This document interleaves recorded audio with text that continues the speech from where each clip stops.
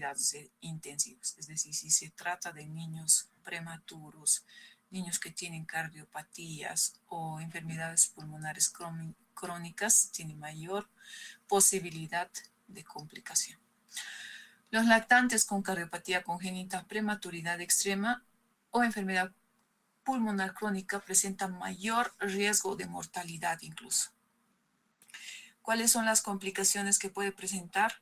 Deshidratación por alimentación deficiente, otitis media aguda y con bronquiolitis o neumonía. En casos graves, apneas en lactantes, insuficiencia respiratoria aguda que requiere ventilación mecánica y con menor frecuencia infecciones bacterianas secundarias. Las secuelas a largo plazo incluyen sibilancias recurrentes y un mayor riesgo de desarrollar asma en la infancia y sobre todo tras una infección grave por virus respiratorio sincitial en la primera infancia. ¿Qué complicaciones además? Como las extrapulmonares, miocarditis, arritmias, convulsiones, encefalopatía, efectos neurocognitivos a largo plazo, lesión miocárdica con elevación de las troponinas, arritmias, hiponatremia y hepatitis.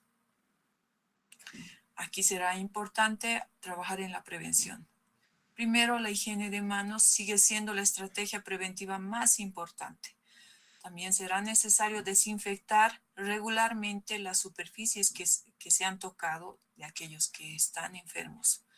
Evitar el contacto cercano con personas que presenten síntomas respiratorios. Minimizar la exposición al humo de tabaco. Fomentar la lactancia materna exclusiva durante al menos 6 meses. Y aquí les presento un caso clínico en base a lo que estamos hablando. Se trata de un paciente que, nombre recién nacido Quispe Sarsuri, tiene una edad de 2 meses, tiene un sexo femenino, fecha de nacimiento el 23 de 04 del 2024. Vive en La Paz, en la ciudad del Alto, y la fuente de información es la madre. Este paciente o la pacientita vino por estos motivos de consulta: tos, dificultad respiratoria, alza térmica, anorexia y malestar general. En la historia de la enfermedad actual, madre refiere cuadro clínico de aproximadamente una semana de evolución caracterizada por tos, dificultad respiratoria, alzas térmicas no cuantificadas y malestar general, que fue tratada en casa con lavados de orín y batidos de huevo, y al no presentar mejorías, al tercer día su mamá le dio un jarabe que fue recetado por una farmacia. Y el día sábado 22 de junio fue llevada al servicio de emergencias del Hospital Corea, donde se decide su internación. Entre los antecedentes heredofamiliares, se trata de un padre que tiene 49 años y está aparentemente sano. La madre de 38 años igual está aparentemente sana. Tiene 5 hermanos y todos aparentemente sanos. Abuelos aparentemente sanos, familia nuclear y no tiene otros antecedentes. Entre los antecedentes perinatológicos, tipo de nacimiento vaginal, semanas de gestación 40 semanas, nacido en parto domiciliario y no refiere complicaciones al nacimiento. Lloró o respiró al nacer, sí, y cuál fue el Apgar se desconoce porque nació en la casa. ¿Cuál fue la calificación del Silverman? También se desconoce porque fue un parto domiciliario. Entre los antecedentes personales no patológicos, cuenta todo con los servicios básicos, una casa propia, 2 habitaciones, se baña todos los días y todo, y tiene una alimentación en base a lactancia materna exclusiva. En la exploración física se trata de una niña que tiene un peso de 5 kilos 440 gramos, una talla de 60 centímetros y un perímetro cefálico de 48, con una frecuencia cardíaca de 120 latidos, una frecuencia respiratoria de 53, temperatura de 36 grados, 36.3 grados centígrados y una saturación de oxígeno de 93%, pero con aporte de oxígeno suplementario a 2 litros por minuto. Donde llama la atención a una auscultación pulmonar de roncos y sibilancias y estertores en ambos campos pulmonares. En la exploración general, una edad aparente de acorde a la edad, estado de alerta, está somnolienta, movimientos espontáneos, tipo de respiración, tiene una leve retracción subcostal. Y por lo tanto se le solicitaron exámenes complementarios donde encontramos un hemograma, la serie roja, una anemia leve, la serie blanca tiene un parámetro normal, sin embargo, la diferencial tiene un predominio linfocitario. Las plaquetas dentro de los parámetros normales, la glicemia está elevada para el valor y el PCR no reactivo. Entonces llama la atención la linfocitosis propios de un cuadro viral.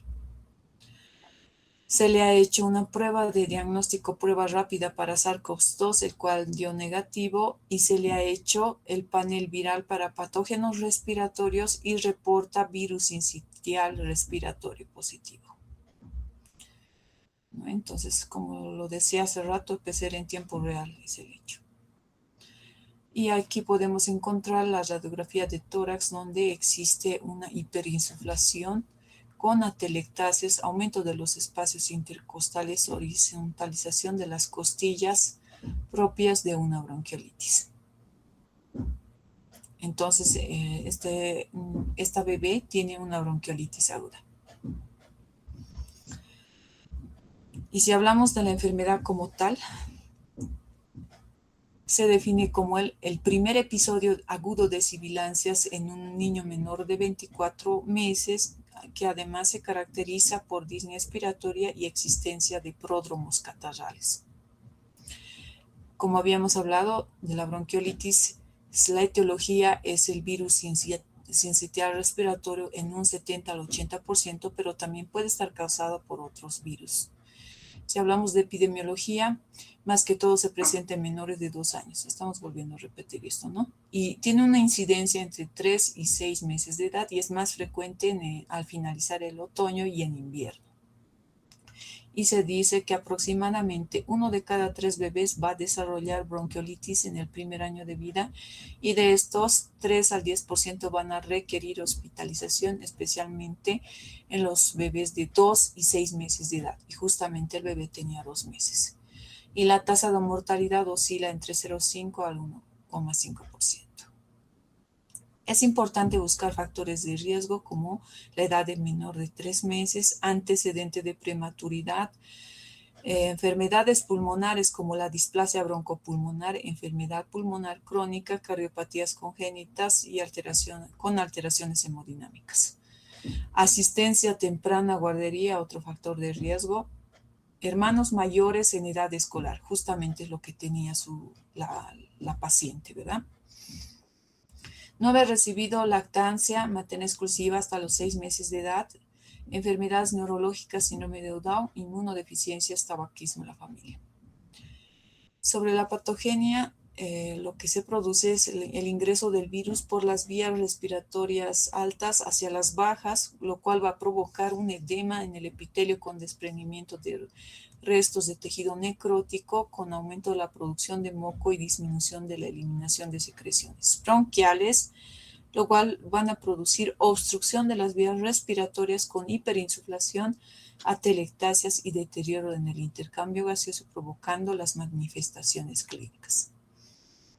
Esta es una imagen del ingreso del virus respiratorio sincitial, como afecta a nivel del epitelio pseudoestratificado ciliado de los bronquios y los bronquiolos, la liberación de la interleucina 6, factor de necrosis tumoral alfa, y la liberación de otros factores de interferón gamma, interleucina 8, lo cual va a condicionar la liberación de estas células y a apoptosis de las células epiteliales, acumulación de dendritos y obstrucción bronquiolar. La manifestación clínica de la enfermedad como tal tiene una fase inicial donde los síntomas son parecidos y más que todo de un cuadro respiratorio superior, es decir, rinorrea, tos leve, estornudos, fiebre, que puede que no esté presente. Entonces, Se puede confundir con cualquier cuadro respiratorio superior. Sin embargo, después de la fase inicial, esta enfermedad va a avanzar a una fase progresiva de la enfermedad, donde los síntomas respiratorios ya se hacen mucho más evidentes, donde el niño empieza a toser más de lo frecuente. La madre indica que tiene una tos persistente que se vuelve más intensa y a la vez tiene dificultad respiratoria. Justamente lo que tenía el paciente, ¿no? Respiración rápida, taquipnea y dificultad para respirar, es decir, disnea. Y a la auscultación pulmonar, lo que llamará la atención, los silbidos, las sibilancias, que a veces incluso pueden ser audibles sin estetoscopio. Y esto es secundario a la obstrucción de las vías respiratorias. También la dificultad respiratoria se traduce con un tiraje intercostal con utilización de músculos accesorios, y lo cual va a ayudar a que el niño respire. También aleteo nasal, con dilatación de las fosas nasales en cada respiración. Retracciones costales supraesternales, con hundimiento de la piel sobre el esternón y debajo de las costillas. Aquí podemos ver. Bueno, esta es una imagen. Ya en la fase grave, existen síntomas de gravedad como tal. Entonces el niño se torna cianótico con coloración azulada de piel y los labios debido a la falta de oxígeno, es decir, la hipoxemia. Además, en la fase grave se puede caracterizar por apnea con pausas respiratorias y más común en lactantes más pequeños, es decir, más que todo en niños menores de 3 meses. Letargo, dificultad para mantenerse despierto o estar alerta, una pobre alimentación y dificultad para comer debido a la disnea. Entonces, es importante buscar los factores de riesgo como la prematuridad, edad menor de 6 meses, hacinamiento, asistencia a guarderías, bajo nivel socioeconómico, falta de lactancia materna y la estación de invierno y el otoño, ¿no?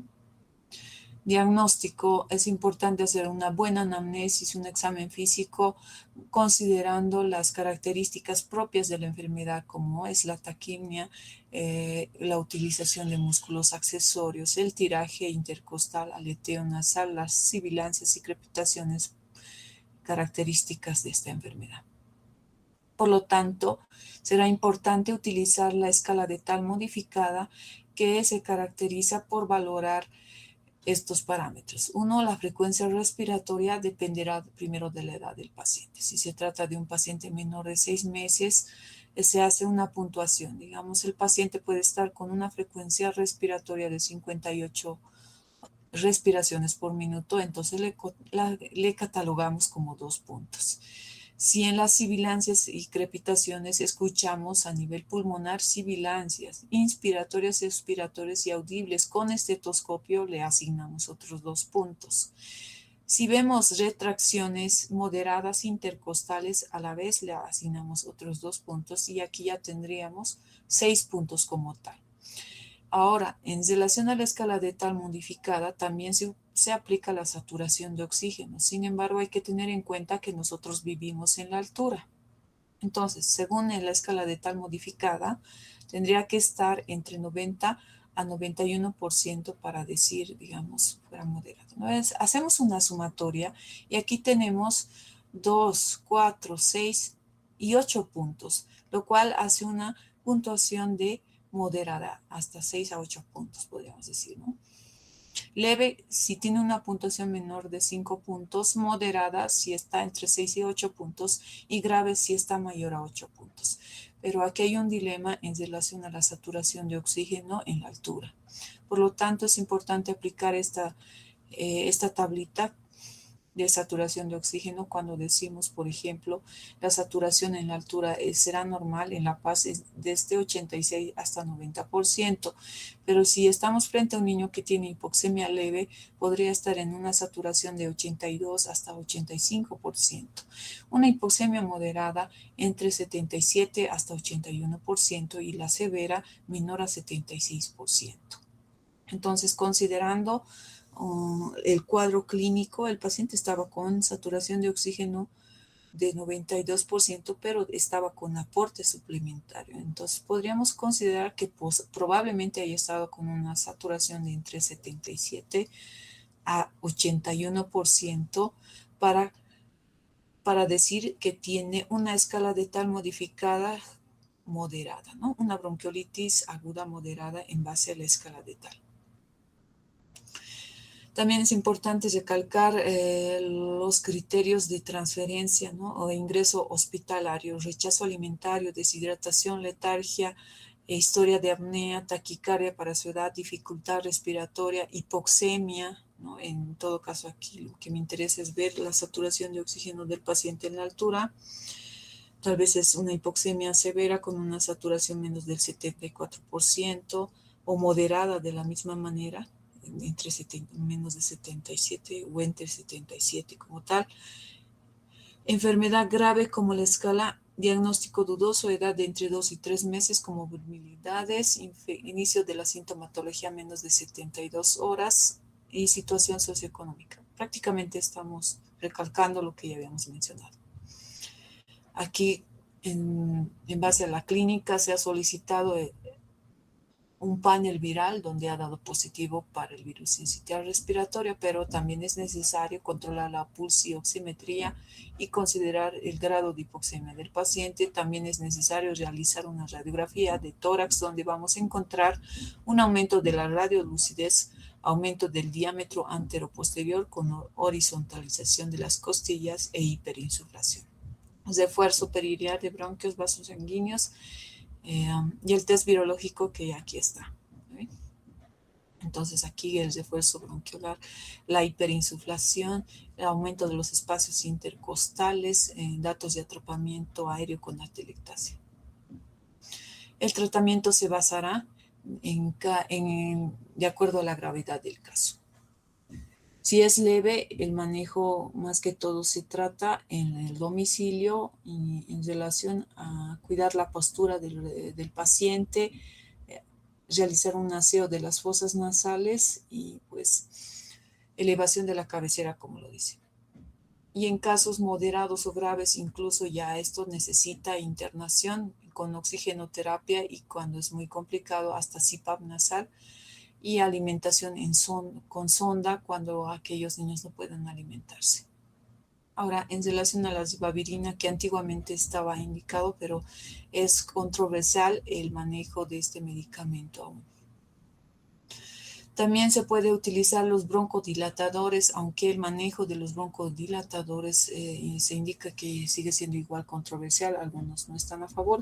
Sin embargo, en el medio en que yo trabajo, seguimos utilizando el salbutamol a una inhalación de 2 por cada 15 minutos por el lapso de 1 hora. También utilizamos nebulización hipertónica con solución fisiológica más cloruro de sodio, lo cual me ayuda a la basera mucociliar y a fluidificar todos los mocos y que puedan eliminar la gran cantidad de mocos que se produce. Nebulización con adrenalina en menores de 1 año, podemos utilizarlo con media ampolla de adrenalina con más 2,5 de fisiológico o mayor de 1 año, una ampolla de adrenalina más 4,5 de fisiológico. Bueno, este es el manejo que nosotros realizamos en el hospital donde yo trabajo. La finalidad de la adrenalina será disminuir el edema peribronquial. Y eso es todo. No sé si tienen dudas o